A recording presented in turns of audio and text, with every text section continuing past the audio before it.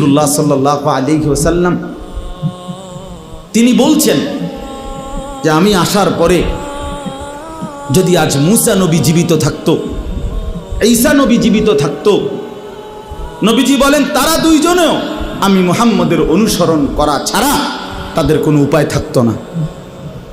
গোটা পৃথিবীতে আল্লাহ নবী সাল্লাল্লাহু আলাইহি সাল্লাম পরিষ্কার বলছেন আমার আবির্ভাবের পরে আর পৃথিবীর কোনো ধর্ম নাই, ধর্ম শুধু একটাই, আমার মাধ্যমে আল্লাহ তাআলা ইসলামের নাম হিসাবে যেই কালেমা, যেই ধর্ম, যেই বিধান আল্লাহ দিয়েছেন আগামীর ইসরাফিলের ফু পর্যন্ত এটাই বিধান, এটাই কালেমা, এটাই ঈমান, এটাই পরিচয়, এটাই জান্নাত লাভের একমাত্র রাস্তা।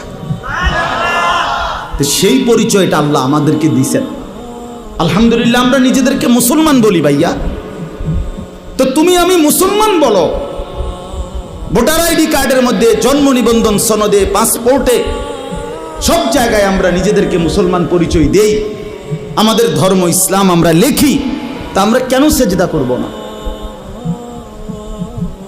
আমরা কেন নামাজ পড়ব না ভাইয়া?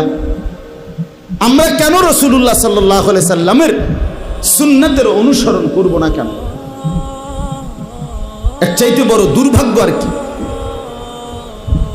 অনেক ছেলে, এই জন্য অনেক যুবক ভাই সবার কাছে অনুরোধ করলাম ভাইয়া, আমার হাত জোর করা অনুরোধ, সেজদা করো, নামাজ পড়ো।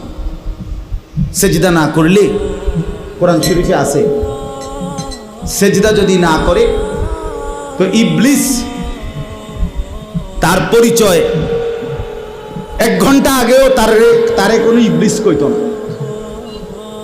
শয়তান বলতো না, তার নাম ছিল মুআল্লিমুল মালাইকা।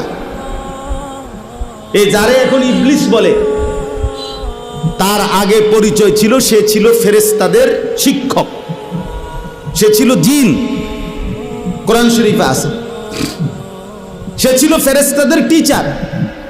কিন্তু যখনই একটা সেজদা করে নাই, আদম আলাইহিস সালামকে সেজদা করতে বলছে আল্লাহ, তো কয়টা সেজদা করে নাই?